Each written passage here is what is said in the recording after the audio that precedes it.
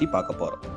பிளாசி போர் என்பது 1757ஆம் ஆண்டில் பிரிட்டிஷ் கிழக்கிந்திய கம்பெனிக்கும் வங்காள நவாப்பிற்கும் நடந்த போராகும். இந்த போரில் பிரிட்டிஷ் கிழக்கிந்திய கம்பெனி வெற்றி பெற்று வங்காளத்தை கைப்பற்றியது. இவ்வெற்றியே இந்தியாவில் பிரிட்டிஷ் ஆட்சி தோன்றுவதற்கு முதல் படியாக கருதப்படுகிறது. இப்போரில் பிரிட்டிஷ் கிழக்கிந்திய படையை ராபர்ட் கிளைவ் தலைமை தாங்கினார்.